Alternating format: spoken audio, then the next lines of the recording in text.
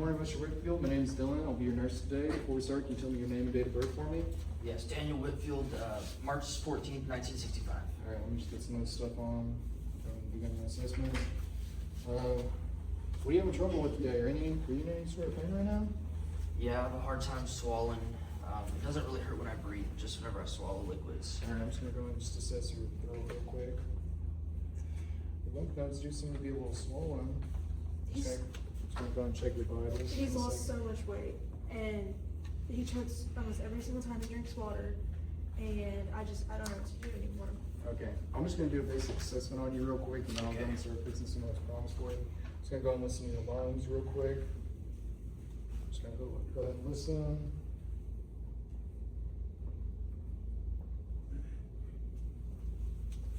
All right, you do have some wheezing on your lungs. Are you having any trouble breathing right now? No trouble breathing, just whenever I swallow liquids. All right, I'm just gonna go and look at your mouth real quick. Say all right, your mouth is very red and dry, and I do notice a few sores. So I'm gonna go ahead and just check the rest of your vitals real quick. Okay. I'm gonna take your temp, 99.1, your heart rate real quick. All right, it's 102. I'm gonna go and take the respiration real quick. Just breathe normally. And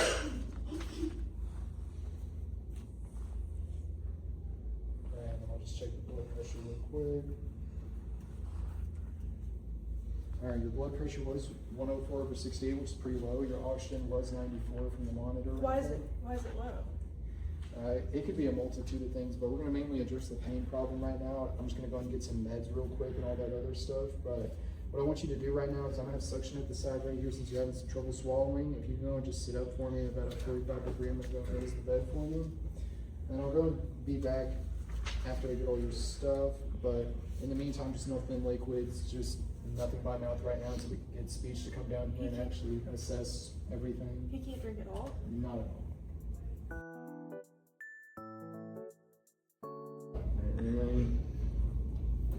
Hello, this is Reese. Hi, this is Dylan. I'm calling about Daniel Whitford in room 12. He's currently coughing right now. His voice is very wet. He has very thin liquids. His throat pain is about 7 out of 10. He's a 61-year-old male with stage 3 laryngeal cancer. He's on stage 4. He's on his 4th week of chemo radiation. He has a penicillin allergy. And after my assessment, his heart rate was 102, BP 104/68. His oxygen stat was 92. He also has mucositis in his lungs, and he has faint crackles at his lower right lobe. And I'm holding thin liquids right now because he's not able to hold anything down. All right, let me look up his chart. And you said he is Daniel Whitfield, right? Yes. All right. Okay, so for his pain, give him morphine 2 milligrams IV now. Start normal saline at 100 an hour. You can also draw CBC, BMP, albumin, and prealbumin, and make sure you keep him on MPO for thin liquids. And I'll order speech consult and modified variants swallow for today. And then I'll come by whenever his labs are back. All right? All right, I'm just reading that order back to you. It's 2 milligrams IV morphine, saline at 100, complete CBC, BMP, albumin, and prealbumin, and you have an MPO before speech consult comes in? Yes. All right, thank you. You're welcome. All right, I already did all my 6 rights for his medication, so I'm gonna go and bring his medication in here and knock knock. All right, Mr. Winfield, I have your pain medication. Just one more time for your safety. Can you just tell me your name and date of birth for me? Yes, Daniel Whitfield, March 14th, 1965. All right, do you have any allergies to morphine? I have an allergy to penicillin. Okay, I see that on your armband, but I'm gonna go and check it against the MAR before I give you any of these. Scan. Just doing my 6 rights again. Mr. Winfield, is the correct medication, right route, right dose. Yep. All right, so what I got for you is I got you morphine, 2 milligrams IV. I'm just gonna go and give that to your IV. I'm gonna give it slowly over. Why are you giving him morphine? Because he's in 7 out of 10 pain right now. I'm gonna go in and give him some numbing stuff for his mouth that'll get him to swish around, but I'm just gonna go and push this morphine slowly. Now, it can make you sleepy, and I'll come back and check on your breathing in a little bit. Your breathing was fine earlier, but I'll just come back and check on it again. It can also make you constipated, but it's also gonna make you very drowsy, so don't get up without pressing your call light. Okay. Alright, it's been about 3 minutes. That morphine is completely through. So I also got you some viscous lidocaine. I'm just gonna have you swish it around. Just hold that for a second. Alright, so when you swish it around, do not swallow it. Just go and spit all that out. And once you get all that out, you're gonna notice your mouth's gonna be really numb. So don't eat anything at all whatsoever. Just make sure, Carol, you specifically, just make sure he doesn't eat anything. I know he's a little confused and in pain right now. Just make sure he doesn't eat anything. He's lost so much weight though. Yeah, we know. We're gonna wait for speech to come in and actually do a swallow assessment on him so that we can see what kind of liquids he's able to handle right now, because he's been choking on everything else that he's been eating right now. When are they gonna be here? Pretty soon. The nurse practitioner is gonna come in pretty soon and Okay. do an Good. assessment. Thank you. Hi, my name is Reese. I'm gonna be your nurse practitioner today. So we just had your labs done, and then your labs are back, right? So for three things, we have three things, okay? Your blood counts that we did, it's really low. Okay. From the chemo, because you recently had a chemo, which is why we are expecting a infection risk. So that is the biggest risk that we don't want to take it. So we're trying to control that also by keeping your mouth clean and then doing that, okay? And your sodium and your kidney number shows that you are dehydrated, which is because he has not been drinking, but we have the fluids that's gonna fix that, okay? And then we're also replacing some potassium for him.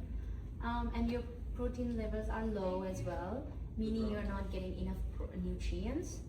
Probably because you have not been eating because of your pain, but pain should be fixed a little bit because we just gave morphine. Hopefully we're trying to control the pain and then get your swallow steady, and so that's the plan for your safety. All right, any questions for me? No, thank you. Thank you All so right. much. Alright, so it's been about 30 minutes. How's that pain doing right now? I was doing pretty good. This is the best I've felt in a while. I'd say about a 3 out of 10 pain right now. Alright, so your swallow study did come back, so you're not able to have any thin liquids like water. But what I brought in here for you is some thickened liquid. Now, Miss Carol, that's what he's going to be able to eat and drink. So we're going to give you some paste that you're going to be able to take home, and you're going to have to put that in his water for now.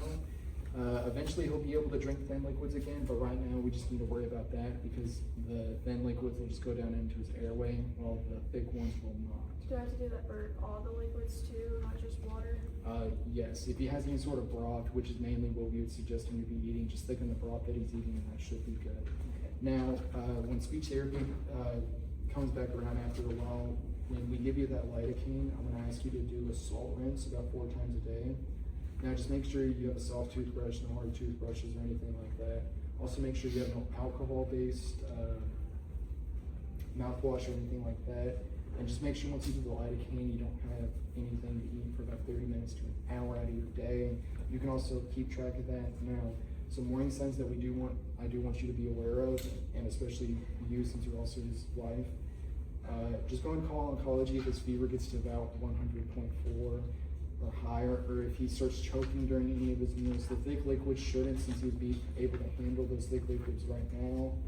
Now, if he isn't able to get that down and he's not breathing, just make sure to call 911 and just be able to get him to the hospital really quickly. And then P should be around soon for your discharge. Hi, are you excited to go home? Very excited. Yeah? Okay. So we have the discharge plan. I'm gonna say it in short, okay? So I want you to, you're his wife, right? So take him to home health nursing for 2 to 3 times for a week to watch his weight, his hydration, his mouth, and his radiation site, just to see if we don't have any infections. And then we would also recommend you to go to see our outpatient speech therapist, and a suction machine and a shower chain is going home with him. Okay, we're just and then he also keeps his radiation and oncology appointments as scheduled. Okay, because we have to make sure he's doing better than how he was. Any questions? No. Thank you so All much. right. Get going. Thank you. Bye-bye.